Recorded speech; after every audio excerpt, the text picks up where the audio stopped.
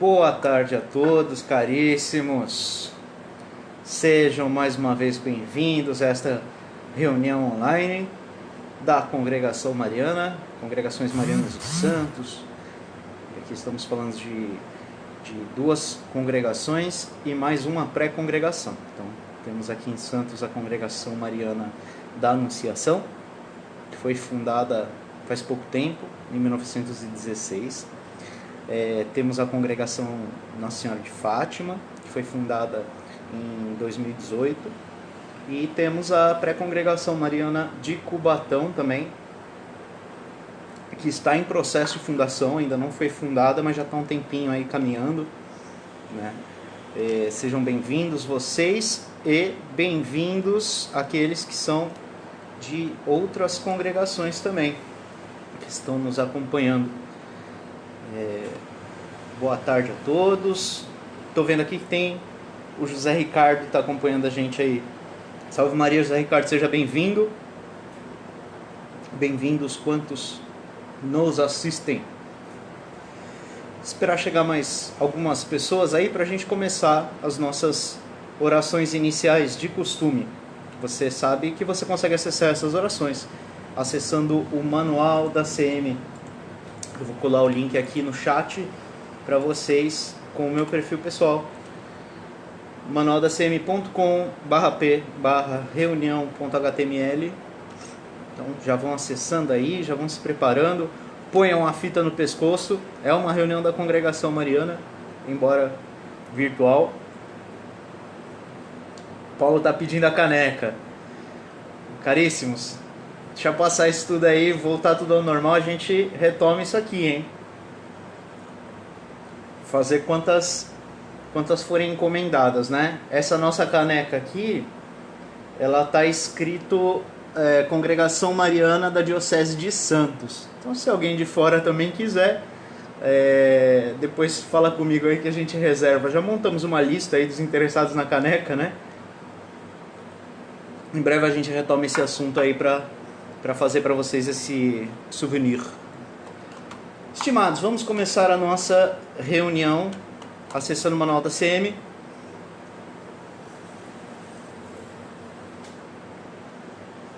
Paulo, não sei como desespelhar o vídeo. Aqui pra mim tá aparecendo certinho. Tá, as coisas estão do lado certo. Mas aí pra vocês acaba invertendo, né? Deixa eu ver. Fica espelhado. Vamos começar a nossa reunião, então. Em nome do Pai, e do Filho, e do Espírito Santo. Amém. Veni Creator Spiritus, mentes tuorum visita, imple superna gratia, que tu creasti pectora.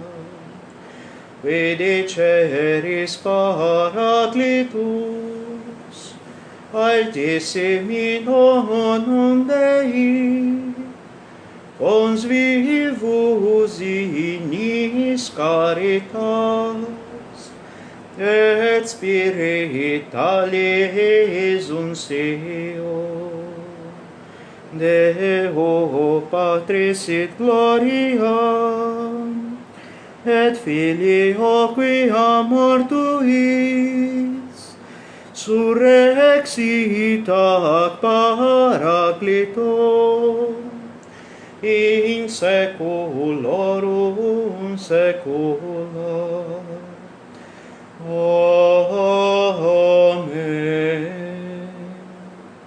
Enviai, Senhor, o vosso Espírito, e tudo será criado, e renovareis a face da terra. Oremos. Ó Deus, que instruístes os corações dos vossos fiéis com a luz do Espírito Santo, fazei que apreciemos retamente todas as coisas segundo o mesmo Espírito e gozemos sempre da sua consolação. Por Cristo Senhor nosso. Amém.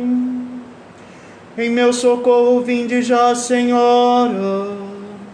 Do inimigo livrai-me, vencedora. Glória ao Pai, ao Filho e ao Espírito Santo, como era no princípio, agora e sempre. Amém. Relógio de Ezequias que atrasado foi para o sol divino nos ser dado. Em vós o imenso que será batido, para que ao céu fosse o mortal subido, brilhando com os raios de tal sol, é vossa conceição claro arrebol.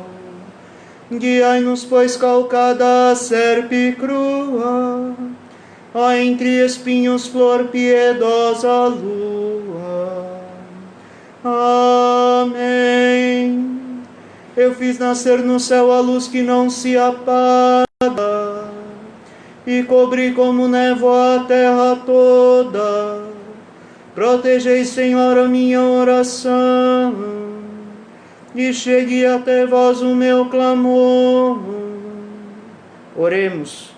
Santa Maria, Rainha dos céus, Mãe de nosso Senhor Jesus Cristo e dominadora do mundo, que a ninguém desamparais nem desprezais, ponde, Senhor, em mim os olhos de vossa piedade, e alcançai-me de vosso amado Filho o perdão de todos os meus pecados, para que, venerando agora afetuosamente a vossa Imaculada Conceição, consiga depois a coroa da eterna bem-aventurança, por mercê do mesmo vosso Filho, Jesus Cristo, Senhor nosso, que com o Pai e o Espírito Santo vive e reina em unidade perfeita, Deus, pelos séculos dos séculos. Amém.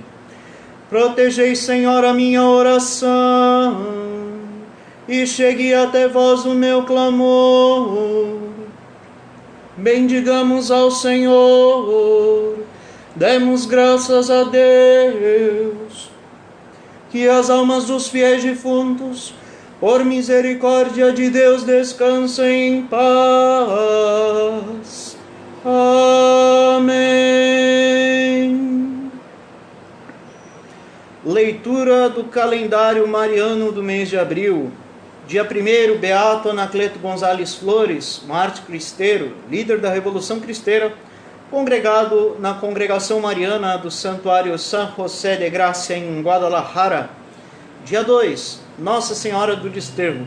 Existem outras datas aí em que se comemora Nossa Senhora do Desterro, essa é mais geral.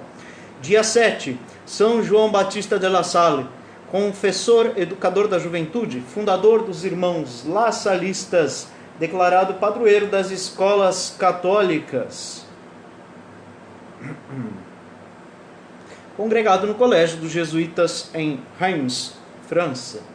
Dia 8, Santa Maria Rosa Júlia Billiard, virgem, congregada em Züster, Bélgica, fundadora das Filhas de Nossa Senhora em Namur. Dia 16, Santa Bernadette Soubirous, virgem, vidente de Nossa Senhora em Lourdes, congregada em Lourdes. Dia 17, Santa Catarina Tecauita, em alguns lugares também Catari, e em alguns lugares Tecacuita, virgem indígena, congregada na Missão de Salto, Canadá, chamada de Lírio dos Moicanos. Dia 21, São Conrado de Parzan, confessor religioso capuchinho, congregado em Naltottin, Alemanha. Ainda existe congregação em Naltottin, Alemanha.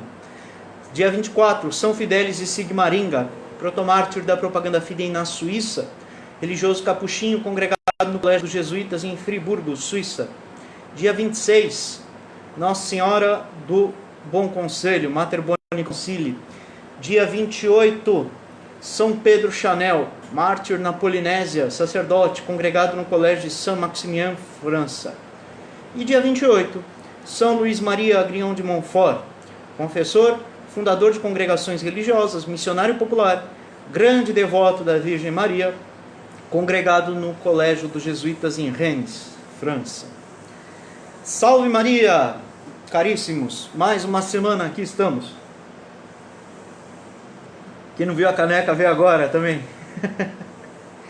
Estou aqui tomando Coca-Cola. A gente começou a live aí, eu tô com um pouquinho de dor de cabeça e dizem que a Coca-Cola foi criada com a ideia de ser um xarope contra a dor de cabeça. Vamos ver se funciona, né? Até porque tem cafeína, né? Um dos ingredientes de analgésicos até hoje. Caríssimos, então sejam todos bem-vindos. Quem é da Congregação de Santos, quem não é da Congregação de Santos, quem é de outras congregações, quem não é de congregação nenhuma, bem-vindos a esta reunião que é, no máximo possível, semelhante a uma reunião normal de congregação mariana. Nós estamos já há mais de um mês transmitindo essas reuniões online, com a participação dos nossos congregados aqui de Santos. Isso não substitui a reunião presencial, né? No sentido de que não existe aquela interação, aquele contato daquele jeito, mas estamos aqui reunidos virtualmente. Paulo, pode ser, eu tomei pouco café hoje, era para eu ter tomado um balde aí, eu acho que eu errei na minha quantidade de café. A gente não percebe, mas a gente fica muito dependente da cafeína do café, né? Enfim, isso dá dor de cabeça também. Caríssimos, trago para vocês hoje um tema que é interessante para a gente ficar ruminando depois também, porque independente do nosso posicionamento diante da situação atual, eu acredito que todos nós tivemos uma alteração de rotina, tá? Eu tive uma alteração drástica. Eu estou trabalhando, por exemplo, aqui na minha casa, fazendo o horário de trabalho normal, mas eu não estou saindo de casa, por exemplo. Vocês aí, cada um tem as suas diferenças da rotina habitual, e eu acho que vocês começaram ou já perceberam há bastante tempo algumas mudanças na percepção de tempo que a gente tem. Então eu quero trazer para vocês hoje justamente este tema, o tempo, ou melhor, os tempos à luz da metafísica, que é uma ciência filosófica, e também, lógico, jogar a luz da doutrina católica em cima disso, tá?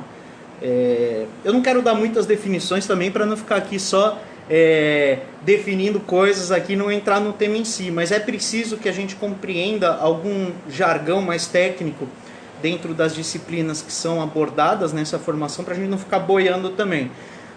Na congregação a gente costuma já lidar com alguns rudimentos da filosofia, da metafísica, já foi tema mais específico de reunião, mas até para deixar um pouco mais homogêneo o entendimento, a gente vai trabalhar com alguns termos aí que talvez seja desconhecido de alguns de vocês, né? Então só para pontuar aí, para ficar mais homogêneo o entendimento para todos, né?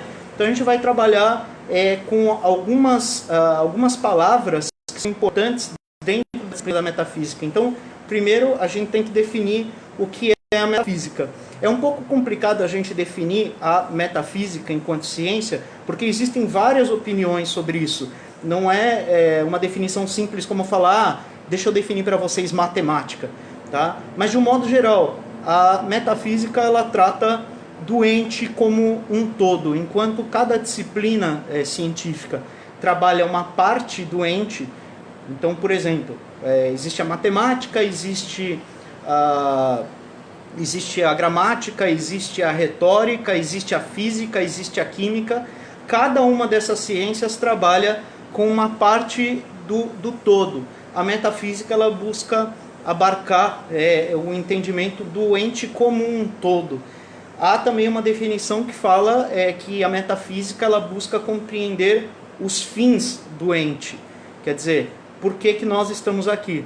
Então, resumindo, a metafísica ela tenta responder aquelas perguntas mais basilares da nossa existência. De onde viemos, para onde vamos, por que fomos feitos, e etc, etc. E dentro da análise metafísica a gente encontra esse jargão mais próprio. A gente encontra duas palavras que são chave para o entendimento do que a gente vai falar hoje. A gente encontra dentro da metafísica, em paralelo, duas situações. Primeiro, aquele que fala sobre a necessidade, tá? Os entes que são necessários e os entes que são acidentais. O necessário é aquilo que não pode subsistir o ente se não houver aquilo nele. Tá? Isso é o necessário do ente. E você tem os acidentes do ente. Qualquer outra coisa que faça com que se modifique um determinado ente, mas da qual a sua existência não dependa. Por exemplo, um exemplo tátil. Eu sou o Bruno, né? Hoje eu estou usando barba. Se eu tirar a barba, eu não deixo de ser Bruno. Entende? Então a gente trabalha mais ou menos com esse nível. Há coisas que são necessárias no ente e há coisas que são acidentais, tá? O outro paralelo, que é aquele que a gente vai trabalhar mais, que também tem a ver com esse mesmo esquema, essa dualidade, é a seguinte. Você tem a substância, certo? Você tem o conceito de substância e você tem a acidência, né? Você tem os acidentes. Mesma coisa. A substância é aquilo que faz parte do que a gente chama de essência da coisa. A substância é aquilo que faz a coisa ser o que ela é, independente dos seus acidentes, independente da sua aparência, independente da maneira como nós percebemos essa coisa com os nossos sentidos. Entende? Então você tem a substância de uma coisa, vamos supor, substância madeira. A madeira, ela vai continuar sendo madeira, se ela for um armário, se ela for uma cadeira, se ela for uma casa. A substância da madeira é essa. A substância, ela pode ser alterada, tá? A substância, ela pode mudar. Quando a gente fala dentro da doutrina católica daquele conceito de transubstanciação, entra neste quesito, tá? De substância e acidente. O que acontece quando o pão se torna Eucaristia é uma transubstanciação. Essa substância, ela pode mudar. A substância pode ser alterada, mudando-se os acidentes ou não, como é no caso da Eucaristia. Eu acredito que seja um dos poucos casos, se não o único, em que muda-se a substância e não se muda o acidente. O acidente da Eucaristia é pão, a substância da Eucaristia é o corpo de Cristo. Tá simples para entender isso, né? A substância e o acidente. A substância é aquilo que está no ser da coisa. Quando a gente fala de essência, na verdade a gente tem um pequeno defeito aqui na nossa língua. A gente não tem muito paralelo da palavra essência com o verbo ser. Mas essência é igualzinho, é o verbo ser. Se a gente fosse traduzir o verbo ser de uma maneira um pouquinho mais precisa, a gente falaria ser. Ser. Então você tem a essência, que é o ato de ser. Mas o português simplificou com o passar do tempo e virou só ser. Mas, por exemplo, no italiano a gente encontra o verbo essere. Essere é ser em italiano. Então a essência é o ato, né? É o ato de ser. Tá certo? Então, isso é essência. Depende da essência algo ser. O acidente não. O acidente ele pode se modificar sem, contudo, modificar a essência da coisa. Tá? Vou dar um outro exemplo mais tátil. Eu falei aqui da minha barba, né? Mas existem outras coisas que são acidentais, né? Que não são tão aparentes. Então, por exemplo, eu sou Bruno Arena, né? Eu sou Bruno Arena. E eu sou congregado mariano. Eu sou congregado mariano é uma coisa acidental do ser Bruno Arena. Porque se eu deixar de ser congregado mariano, tô pondo aqui eu não vou deixar não, tá? Se eu deixar de ser congregado mariano, eu não deixo de ser Bruno Arena. Entende? Então, o acidente, ele não necessariamente, na sua ausência ou na sua modificação, ele altera a essência. É só para pontuar, então, esses dois termos. A essência, a substância e o acidente. Falei isso para dar esse bojo para a gente entender mais ou menos o tema que a gente vai falar. O tema é os tempos. O que tem a ver? A gente vai entender aí e é um recurso que a gente vai usar para compreender um pouquinho melhor. Nós temos passado um período que está afetando a nossa rotina. Não sei, aí vocês podem falar se a rotina de vocês está afetada. De repente tem alguém que fala, não afetou nada. Eu estou de quarentena aqui, mas eu sempre fiquei em casa. Acho que na semana passada a Mariana Maia falou isso. Né? Eu sempre fiquei em casa, então não mudou muita coisa. Mas para muitas pessoas, se não a maioria das pessoas, e isso aqui, mas também, por que não, no mundo inteiro, a rotina das pessoas foi alterada sim. E isso faz com que nós tenhamos uma mudança de percepção do tempo. Mas isso não é exclusividade de uma quarentena. Nossa percepção de tempo, ela muda com muita frequência. Né? Vamos supor, eu busco sempre dar um exemplo mais tátil para vocês compreenderem o que eu estou dizendo. Quando você não está com vontade de ir ao banheiro, se você precisa esperar para entrar no banheiro, tudo bem, o tempo vai passar normal. Agora, se você está apertado para ir no banheiro e o banheiro está ocupado, demora, e a gente fala dessa forma, demora uma eternidade para eu conseguir entrar no banheiro para fazer aquilo que eu preciso fazer. Então o tempo, ele está um pouco condicionado, a percepção de tempo está condicionada àquilo que nós estamos vivendo. O tempo, na verdade, como a gente conhece aqui, e eu já vou colocar o rótulo nesse tempo, a gente chama o tempo em que nós vivemos de tempo cronológico. Tá? Cronológico porque vem de Cronos. Cronos é uma divindade pagã, né? E desde a época dos antigos filósofos foi colocado então esse conceito de tempo. Não que o tempo não existisse, o tempo existe, mas o conceito de tempo ele foi colocado pelos antigos filósofos de modo mais prático, Aristóteles e Platão. Inclusive Platão tem uma definição muito bacana sobre o tempo, que eu vou dar daqui a pouco, porque eu não vou explicar ainda essa definição. Depois a gente vai entrelaçar os tempos para entender a interação que existe entre eles. Então a gente vive no tempo cronológico. O tempo cronológico, ele é uma convenção. Ele é uma convenção. Nós somos seres criados com uma finalidade que não está no tempo cronológico. Então vocês podem perceber que a maneira como nós pensamos não é cronológica.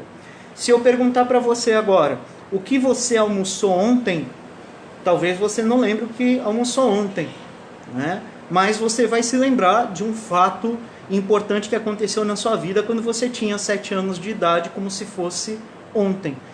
Então existe uma dificuldade de que nós, com a nossa mente, nos adaptemos à ideia de que existe um tempo cronológico, e esse tempo cronológico ele é todo subdividido.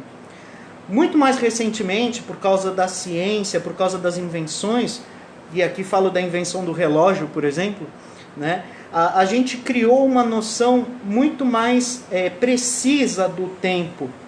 Para os antigos, e aqui a gente não está falando de muito tempo atrás, a gente está falando de 100, 200 anos atrás, para os antigos que não tinham relógio, né? O dia ele começava quando o sol saía e acabava quando o sol se punha.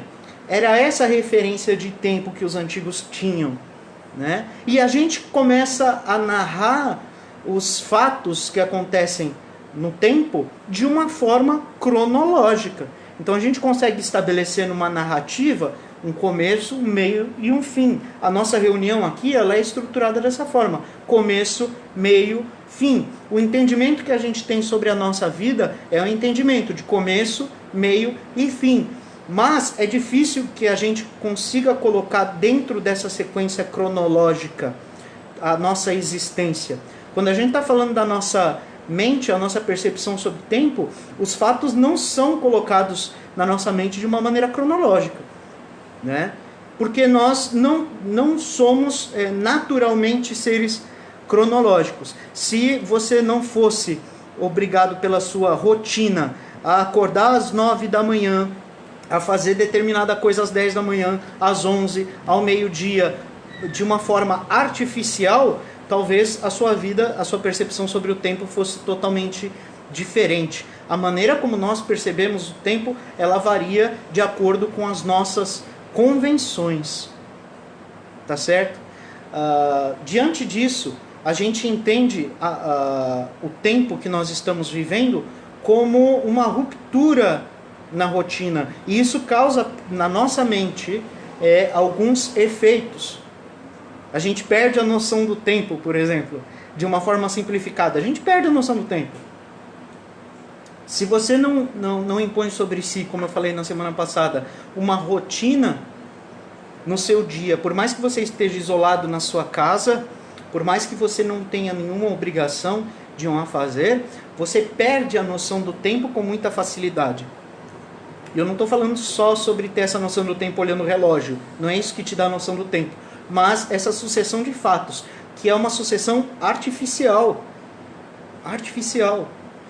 Agora eu vou para a definição de Platão do tempo. Ele dizia que Deus, quando criou as coisas, ele nos colocou o tempo como se fosse uma imagem móvel de uma eternidade imóvel. Na verdade, a frase termina em eternidade, mas a eternidade não se move. Esse é o último tempo que nós vamos falar. Nós estamos falando sobre o Cronos, sobre o tempo cronológico, esse em que nós estamos inseridos.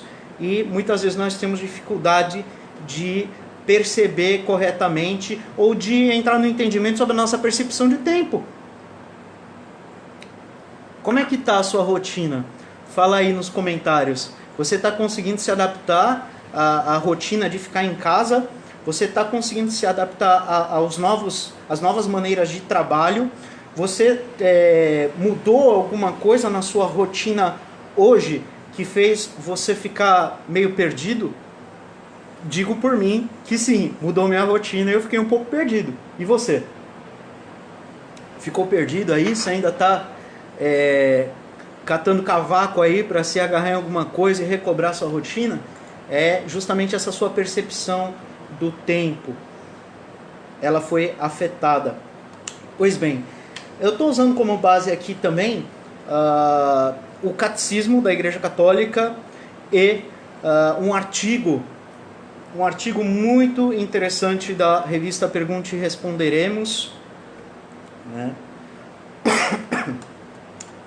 A Pergunte e Responderemos foi uma grande revista de apologética, de escatologia, e no caso aqui eu estou usando um artigo de escatologia de 94. Essa revista era praticamente toda escrita por Dom Estevão Bittencourt, que foi um dos grandes esclarecedores da nossa fé, né? E também no Catecismo da Igreja a gente vai encontrar alguma coisa que fala sobre os tempos. Sobre os tempos. Não é só um tempo. Eu acabei de falar de um tempo, que é o cronológico, né? A gente vai encontrar no Catecismo a base onde para falar sobre os tempos? Na parte onde fala sobre os novíssimos do homem, a gente encontra muita coisa sinalizada, tá? Agora, voltando para o assunto. A gente costuma dizer que nós fomos criados para a eternidade, não é? A gente precisa corrigir um pouquinho isso. Nós fomos criados sim pelo eterno, mas não fomos criados exatamente para a eternidade. O segundo tempo é aquele para o qual nós iremos depois dessa nossa curta existência, tá? Eu vou falar sobre o terceiro tempo para depois colocar esse tempo do meio. Então temos o tempo cronológico e temos este outro tempo que a gente chama de tempo de Deus. Qual o nome do tempo de Deus? Eternidade. Eternidade. Agora uma definição rápida sobre eternidade. Eternidade é uma coisa que nunca acaba. Isso é uma definição precisa de eternidade? Vamos entender que a definição melhor de eternidade é o seguinte: algo eterno é algo que não apenas não acaba, mas algo que não teve início. não teve início. Quem se adequa a essa característica de não ter nem início e nem fim? Existe apenas um ente que possui essa característica na sua essência, na sua substância, que é Deus. Então, se a gente for considerar que a não sequenciação de fatos temporais, ou seja, a cronologia, ela seja a eternidade, e só existe um ente que participa dessa propriedade de não ter início e nem fim, então nós temos apenas um ente dentro desse parâmetro temporal, que é Deus. Só Deus habita a eternidade, o tempo eterno. O tempo da eternidade, diferente diametralmente do tempo cronológico, ele não possui uma sucessão de fatos. Ou como a gente diz, ele não é cronológico. Eu não posso na eternidade falar assim, bom, então hoje eu acordei, levantei, escovei os dentes, tomei café da manhã, depois estudei um pouco para fazer a reunião, almocei e agora estou aqui fazendo uma live com vocês. Na eternidade eu não tenho essa sucessão de tempo. Correto? Isso é necessário para que um ente, então, ele seja imutável na sua substância. Por isso que se diz que Deus, ele não é. Deus foi, é e será. Ele não está sujeito à sucessão de fatos temporais. Ele é eterno. E aí onde que nos ataca a questão da substância e do acidente, nesses dois tipos de tempo? No tempo cronológico, que é aquele que nós vivemos, nós estamos sujeitos à mudança nos entes, tanto substanciais, ou seja, os entes mudam de substância, e os entes também estão sujeitos à mutabilidade de acidentes. Entendem? Por quê? Porque a mutabilidade está colocada na sucessão de fatos cronológicos. Para eu mudar algo, eu preciso ser algo, tanto substancialmente ou acidentalmente. Eu preciso ser algo agora e vou me tornar algo depois. Eu fui algo e agora eu sou outro algo. Ou tanto substancialmente quanto acidentalmente. Eu era gótico e agora eu sou punk. Eu era feliz e agora eu sou triste. Na eternidade você não tem essa mudança nem para a substância e nem para o acidente. Quando a gente fala da questão acidental, a gente está falando de todas as características, relembro a definição, das quais não depende a subsistência de um ente. Então tudo que eu posso mudar no ente é acidente. Eu posso mudar o meu cabelo, posso mudar a minha profissão, posso, perder um braço, posso várias coisas acidentalmente. E eu posso também substancialmente. Agora, é um pouco complicado a gente definir a questão de substância. Eu não vou adentrar muito nisso. Mas é um pouquinho complexo definir substância, porque qual a substância dos entes? Qual a substância de Bruno? Qual a substância de Jorge? Qual a substância de Renato?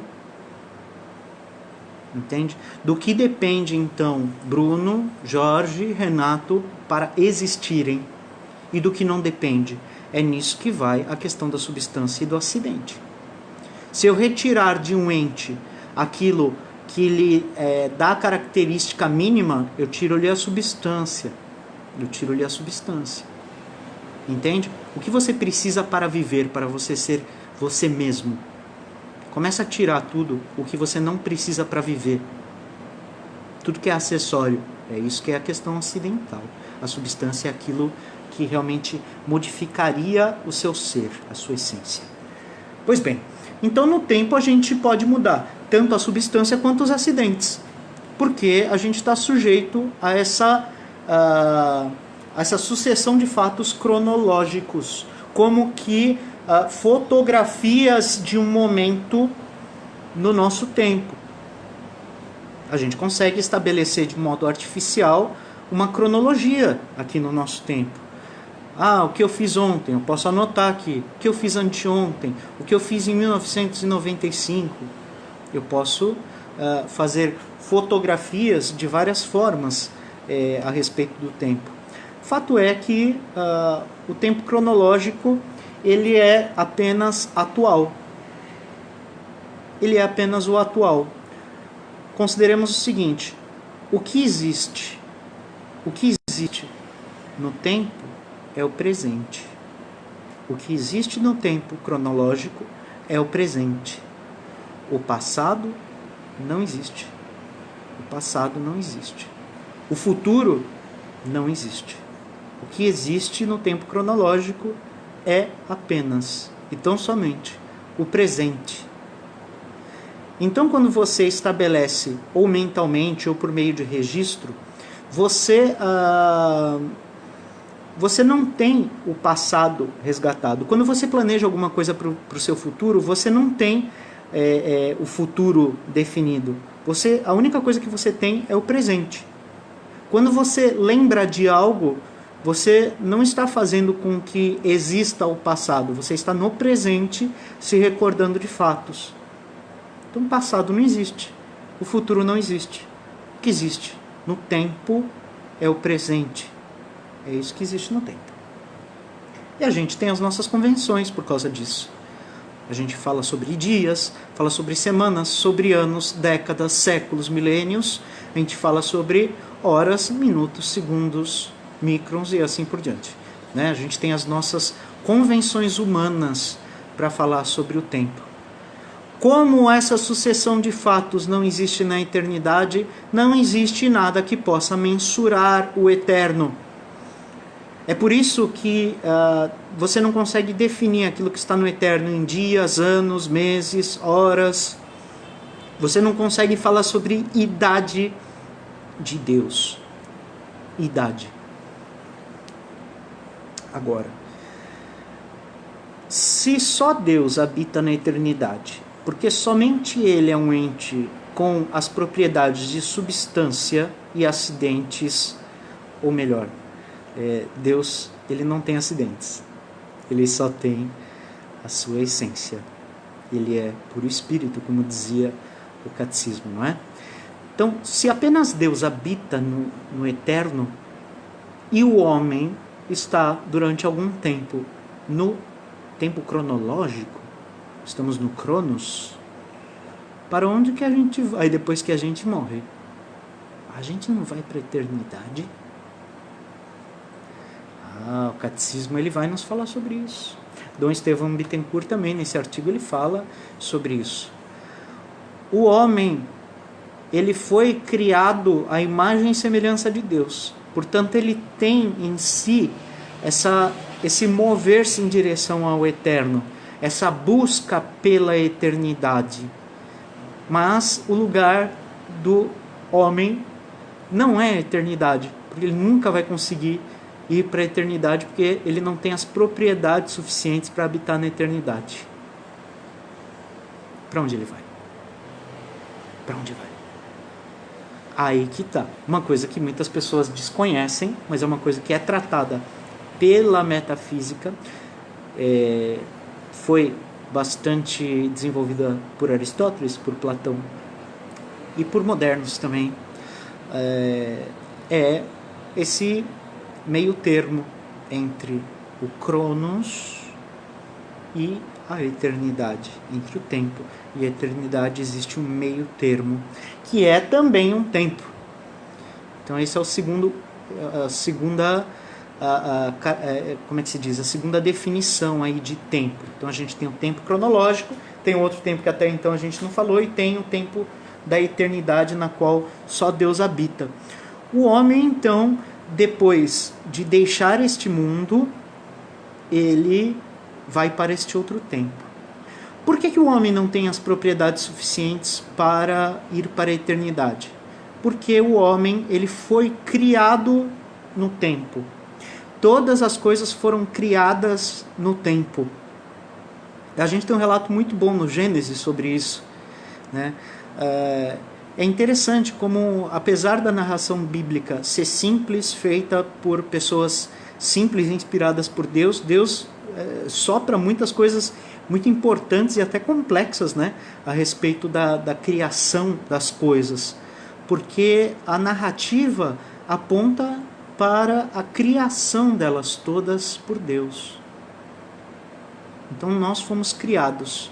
Isso quer dizer que nós, em algum momento no tempo, não éramos. Não éramos. E passamos a ser. Isso é o ato da criação de Deus. Pela sua vontade, pela potência do seu puro espírito, como disse José Renato, ele quis criar o homem, quis criar todas as coisas, como nos relata o Gênesis, e essas coisas passaram a existir. Antes elas não existiam. Nós, ao contrário do que alguns falam, não existimos desde toda a eternidade. Nós fomos criados no tempo. Deus, conforme a sua vontade, soprou naquele germezinho na barriga da mamãe, né? Imprimiu ali o seu espírito e nos soprou, nos colocou algo, né? Espírito significa justamente sopro, né? Nos colocou o sopro da vida, nos imprimiu uma alma no tempo. No tempo. É por isso que eu não vou para a eternidade, porque eu sou um ser criado. O que é então a alma humana, senão uma alma eterna? É uma alma infinita. Essa é a definição correta do homem. O homem, ele em algum momento não era, ele passou a ser e ele sempre será. A partir da minha criação sempre existirei. Olha que interessante. É por isso que eu não vou para a eternidade, no sentido estrito do conceito de eternidade. Porque eu fui criado, mas eu vou existir para sempre, porque eu fui dotado de uma alma imortal, correto? Então eu vou sempre existir. Só que eu não vou existir sempre no tempo, porque o tempo ele está sujeito o tempo não sujeita os entes a mudanças, tanto substanciais quanto acidentais, que são determinantes para a nossa existência no tempo. Nós ficamos velhos e morremos. Nossos acidentes vão se modificando até que a potência dos nossos acidentes, a nossa potência, ela se esvaia e a gente morre. A gente deixa de estar no tempo. A gente deixa de estar no tempo cronológico. E a gente permanece existindo porque nós somos dotados de uma alma imortal. Em que lugar, em que coisa, em que dimensão nós subsistimos depois do tempo cronológico? É num tempo que os estudiosos chamam, em português, de Evo. Evo. Igual aquele presidente que morreu, Evo Morales, é assim que se escreve, Evo. É para lá que nós vamos, para o Evo. O Evo é próprio, então, das coisas criadas que não vão ter um fim. A alma humana. Nós vamos para lá. Que mais foi criado e não tem fim? Que outros entes foram criação de Deus e não são finitos? Os anjos. Os anjos, eles também estão participando dessa realidade temporal, que se chama Evo. É interessante porque a palavra cronos a palavra cronológico vem do nome de uma divindade, Cronos. e Evo. É interessante porque essa palavra acabou meio que se perdendo. E olha que fenômeno, né? Quando a gente perde a palavra, a gente perde o sentido do que é essa coisa. A gente desconhece isso, a gente fala, que Evo? Eu nunca ouvi falar nisso. Não é verdade? Quando a gente, alguma coisa perde a palavra, ela se esvai, se perde. Então, sim, você não conhece o Evo, agora você conhece. Existem palavras em outros idiomas para determinar isso. Em primeiro lugar, é uma palavra também grega, né? Aion. Existem variações. Aion. Você já ouviu falar nisso? Em latim você tem aetas, idade. Aion. Tem também outras traduções. Você tem a palavra eon, aion, evo. Você já ouviu falar nisso? Sabe aquele movimento que ficou bastante popular nos anos 60 e 70? Chamado Nova Era? Eles falavam muito sobre isso. Sobre eras. Então, Aion a gente também pode chamar de era. É para lá que nós vamos depois de passar esse nosso curto período no tempo cronológico. É próprio, é um lugar próprio, uma dimensão própria, vamos chamar assim, daqueles entes que foram criados, mas não são finitos. Todos aqueles entes que estão no tempo cronológico e que não subsistem em outro tempo, eles são entes finitos. Sabe quando a gente fala assim, a gente não leva nada quando a gente morre, fica tudo aqui? Todas essas coisas que ficam aqui subsistem apenas no Cronos, apenas na cronologia, apenas no nosso tempo que a gente conhece aqui muito bem. Por isso que quando a gente morre, a gente não leva nada. Embora algumas culturas antigas buscassem colocar no túmulo alguns petrechos para você passar essa nova temporada aí no além, né? Reis egípcios que colocavam seus servos, suas comitivas, seus animais, esposas junto no túmulo, né? Culturas até mais recentes, cabalísticas, judaicas aí que colocavam moedas nos olhos do defunto para pagar a sua passagem na barca de Caronte. Existe essa ideia aí de que alguma coisa você consiga levar daqui desse mundo. Mas também a gente tem outras histórias que corroboram com essa ideia de que daqui nada se leva, como por exemplo aquele rei, agora eu não vou me lembrar o nome dele, que pediu para que no seu cortejo fúnebre ele fosse colocado no féretro com as mãos para fora do caixão, assim apontando que daqui deste mundo ele nada levaria. Vamos falar um pouco mais sobre o Evo. A gente falou sobre dois entes, então, dois tipos de entes que subsistem no Evo. Um desses tipos de ente, teve passagem aqui pelo tempo cronológico, que é o ser humano. O ser humano passou aqui pelo tempo cronológico. Agora, você tem um outro tipo de ente que nunca esteve no Cronos e que foi criado para essa realidade. Ele foi criado por Deus para ser imortal, mas nunca esteve no tempo cronológico, que são os anjos. Então, quando a gente fala dos anjos, a gente está falando de outro tempo. A gente imagina, às vezes, né, e até tem aquelas músicas interessantes, né, tipo do Padre Marcelo, tem anjos voando neste lugar, no meio do povo e em cima do altar.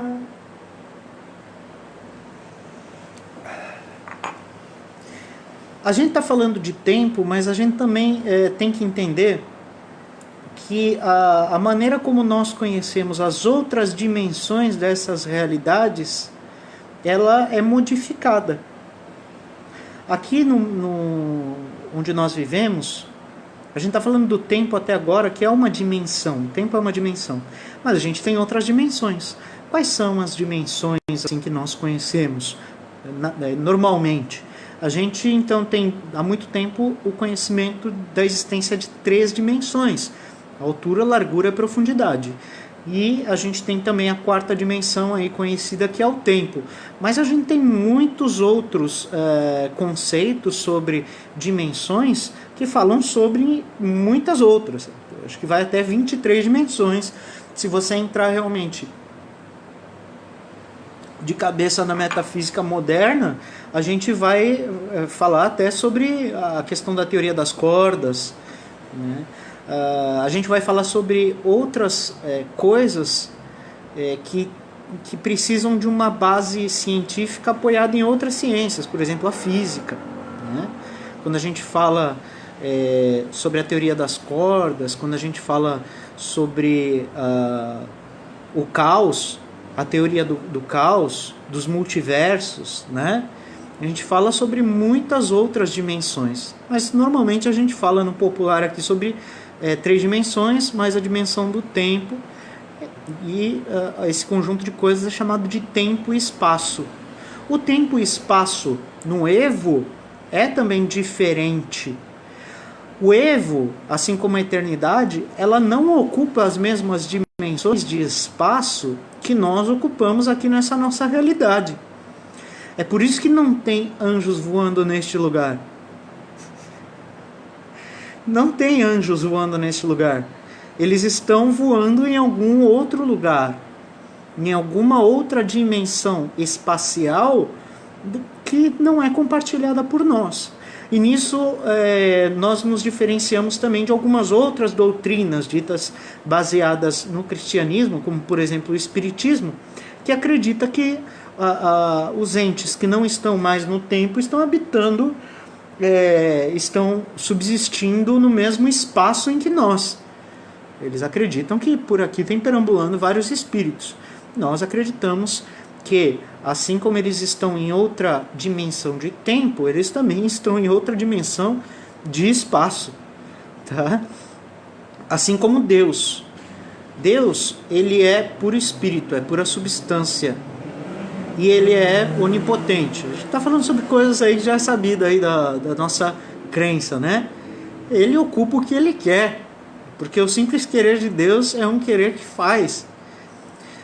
Uma outra coisa interessante sobre a questão de Deus e de sua criação, que eu queria também lembrar a vocês, é o seguinte: a gente costuma distanciar o ato de criação que nos coloca no tempo, no Cronos, das pessoas da Santíssima Trindade. Se a gente for pegar o capítulo 1 de Gênesis, a gente vai ouvir Deus falando. Ele fala assim: façamos o firmamento. Por que Deus fala façamos? Se no começo só existia Deus, por que ele está falando no plural? Ele está conversando com alguém ali no Gênesis, não está?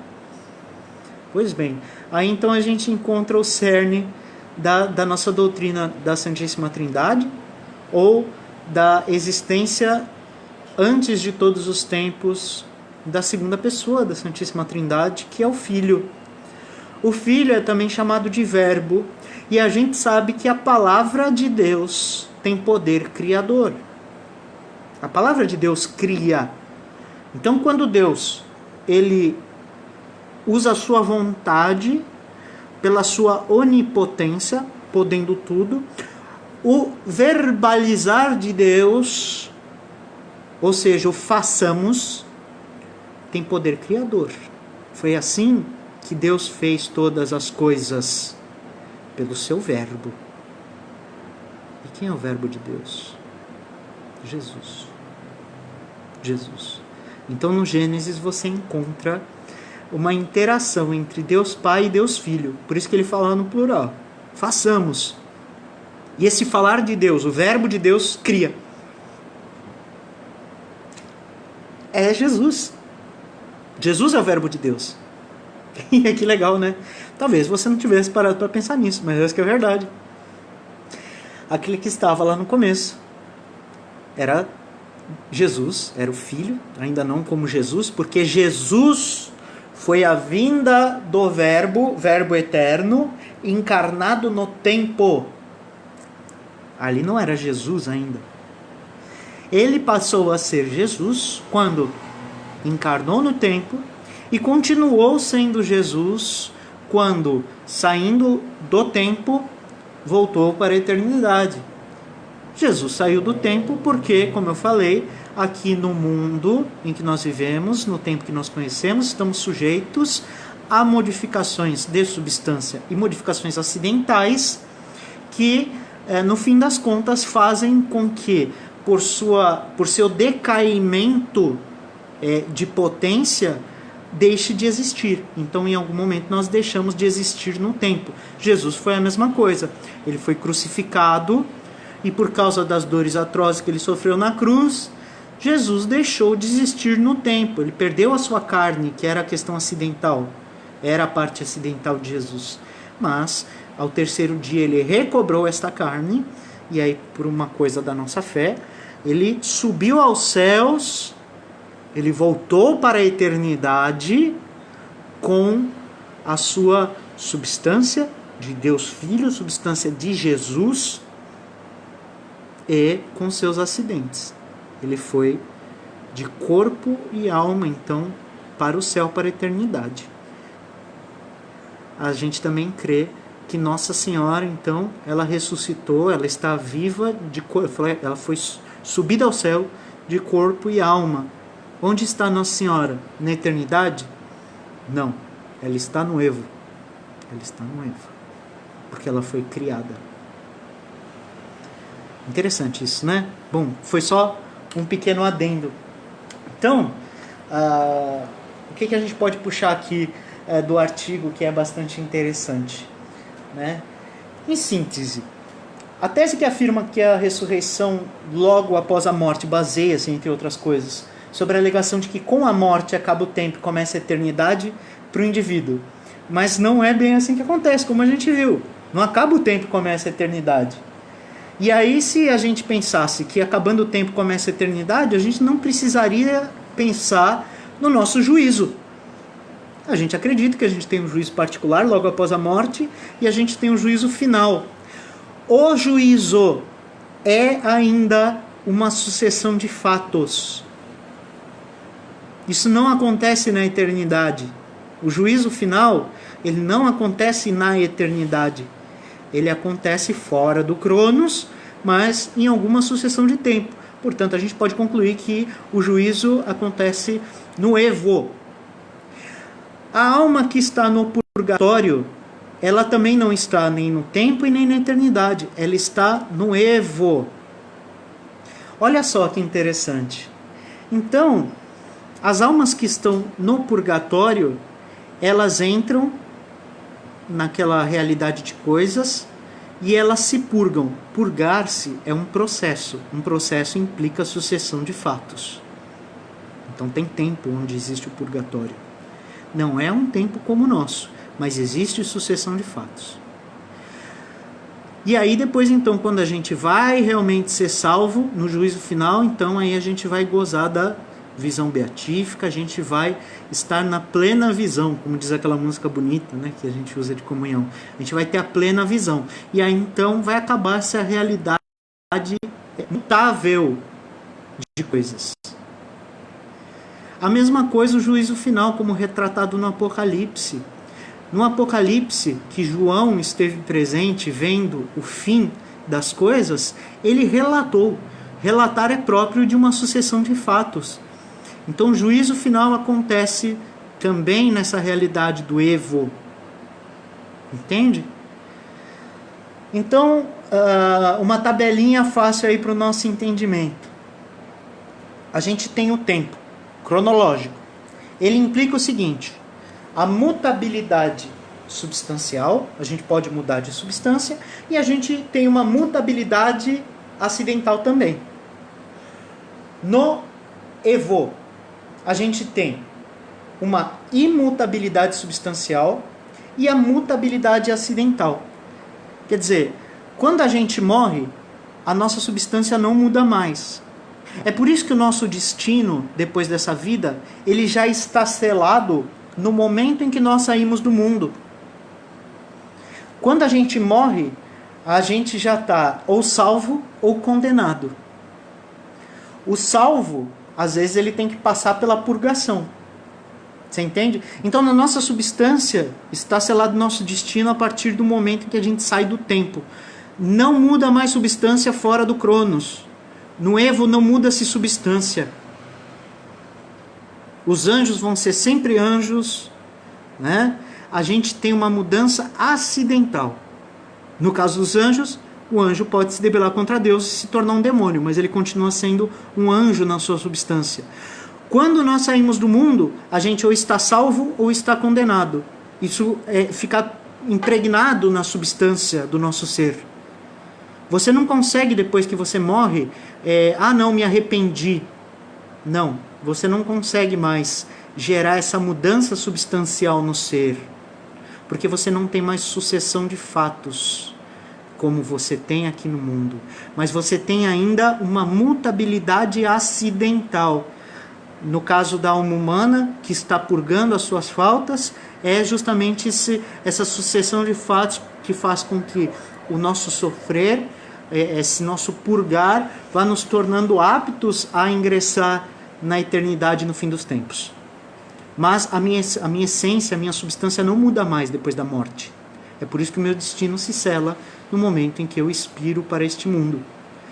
Então, o tempo muda a substância, muda acidente. O Evo não muda mais substância, muda acidente. E a eternidade não muda a substância e não muda acidente. Na eternidade nada muda. Não existe um ontem, um hoje, um amanhã. É também com base um pouco nisto e a doutrina sobre indulgências e o entendimento sobre a expiação das faltas, a expiação das faltas temporalmente, como a gente como a gente acredita no catolicismo. Então a gente acredita, por exemplo, que a gente pecou e a gente se confessa, teve o pecado perdoado para sempre, né? Mas aí subsiste alguma mácula que a gente vai ter que purgar, né? O tempo de Deus não é o nosso, como a gente sempre fala.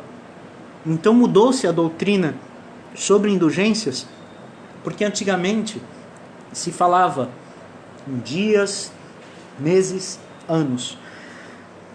Então eu consigo, por uma oração, uma indulgência de 4 anos. Mudou-se um pouco este entendimento por causa disso, por causa de uma interpretação a respeito disso. Porque como a gente está falando de coisas que dizem respeito a Deus, e a gente está falando sobre coisas que dizem respeito à eternidade, e um tempo que nós não conhecemos, a gente não conhece o Evo, né? Exceto por algumas manifestações que a gente vai falar daqui a pouco. Como a gente não conhece o Evo, não faz sentido a gente falar em perdão de penas temporais, uma coisa que acontece fora do nosso espaço-tempo. Não adianta a gente falar nisso em anos, dias. A Bíblia mesmo, no Antigo Testamento, fala que para Deus um dia é como um ano e um ano é como um dia. Isso é um pouco do que é a nossa existência fora desse espaço-tempo. Se a gente fala de eternidade, então, é interessante quando a gente fala da questão da eternidade, a gente pensar no sacrifício da cruz também. Porque olha só que interessante. Deus, ele sempre esteve na eternidade. Quando ele mandou seu filho veio no tempo. E no tempo ele viveu e morreu. Então ele sofreu na cruz, ele expiou os nossos pecados por meio da cruz no tempo. Mas aos olhos de Deus, o tempo ele não existe. Então o que foi, o que é, o que era, não tem diferença nenhuma para Deus. Não tem diferença nenhuma para Deus. Então, quando no momento do tempo Cristo se sacrificou na cruz por nós, os olhos de Deus fitaram aquela cena com os olhos da eternidade. Então as realidades eternas, elas não estão ligadas a uma sequência cronológica. De modo algum. De modo algum.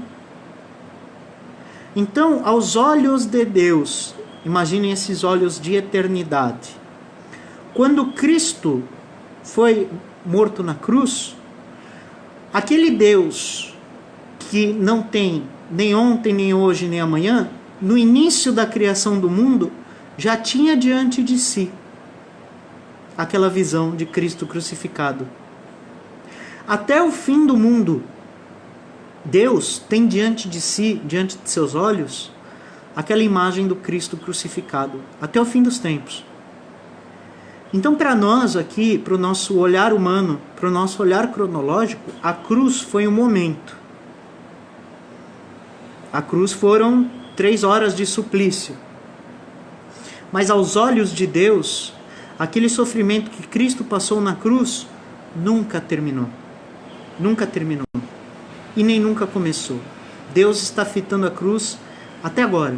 E é por isso, por causa deste fitar dos olhos de Deus na cruz, que é aquele único sacrifício redentor para o perdão dos nossos pecados, é porque ele fita eternamente a cruz, que foram perdoadas as faltas daqueles que vieram antes de Cristo, as faltas de Adão, as faltas que nós estamos aqui cometendo no mundo hoje, no tempo hoje, e daqueles que virão. É por isso que esse é o único e suficiente sacrifício. Porque aos olhos de Deus ele está acontecendo agora. E quando a gente pensa nisso, e a gente imagina a missa, a gente pode entender, e até tem alguns místicos que enxergaram e relataram desta forma, a missa é como que se abrisse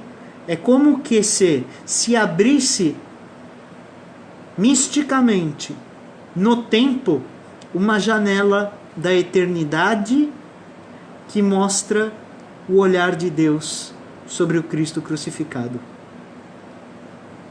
Olha que interessante. Porque na cruz se repete, se renova aquele mesmo sacrifício, não outro. Não outro, não é um outro sacrifício. A missa de hoje é um sacrifício e a de amanhã é outro. Não, é o mesmo sacrifício da cruz, só que de forma incruenta. Então os místicos, alguns deles relatam que durante a missa é como se abrisse uma janela no tempo, no Cronos, e ali sobre o altar, onde acontece aquele sacrifício, então se projetasse o olhar eterno de Deus. Ali Deus enxerga aquele único sacrifício que aqui no tempo aconteceu há 2000 anos na cruz, quando o nosso Senhor se entregou por nós. Olha que interessante.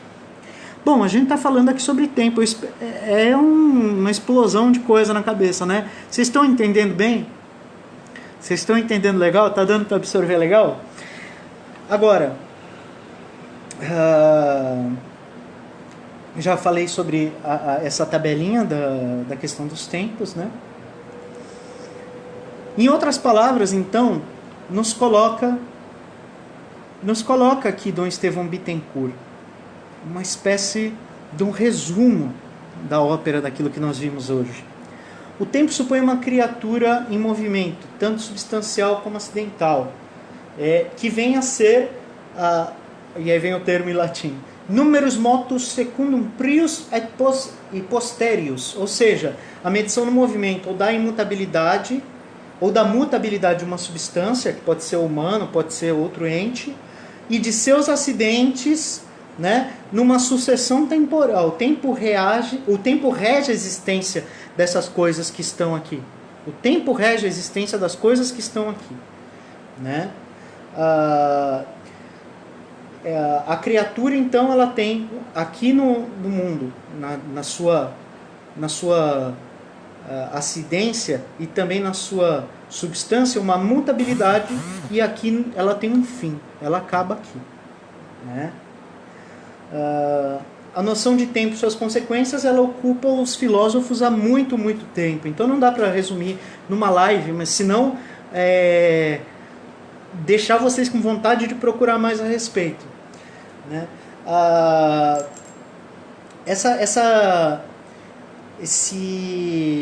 Então esse tempo que nós estamos aqui funciona dessa forma. Ele vai, na sua sucessão, ele vai empurrando todas as coisas à sua finitude. Uma hora vai acabar, tudo que está aqui vai acabar. Agora, algumas coisas vão acabar de fato aqui, substancial e acidentalmente, e outras coisas vão continuar no outro tempo, ou seja, no Evo, né? Fala então também Dom Estevão sobre a eternidade. A eternidade, ela poderia então ser definida como interminabilis vitae tote simul et perfecta possessio. Isso aí é de Boécio, de Consolatione Philosophiae.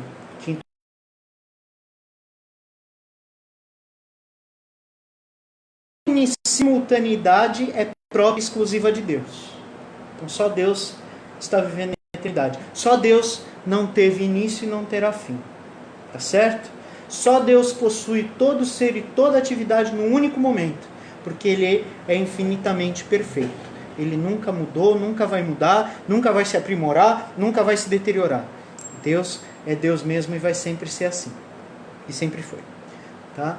Ora, há seres que tiveram começo, pois foram criados, mas por serem criaturas espirituais, não estão sujeitos ao devir da corrupção física, quer dizer, não tem essa finitude no tempo, eles prosseguem para o Evo, né? São imortais. Tais criaturas, evidentemente, não são eternas, porque tiveram início, mas também não são meramente temporais, cronológicas. Nelas não há mudança substancial, ou seja, você também não tem deterioração de substância e nem física, nem mudanças acidentais, ou sucessão de atos, de conhecimento, amor, propósito. No Evo, você não aumenta o amor que você tem a Deus. No Evo, você não está legal e você fica com saudade. No Evo, você não tem mais deteriorações físicas. Eu estou com saúde e agora estou doente. Entendeu? No Evo, você não tem essa mutabilidade substancial, senão acidental, por causa daquilo que eu lhes falei antes, que é a questão da purgação. Esse é o caso da alma logo após a dissolução do corpo. Deixa de existir no tempo, a alma deixa de existir no tempo, e então ela vai existir no Evo.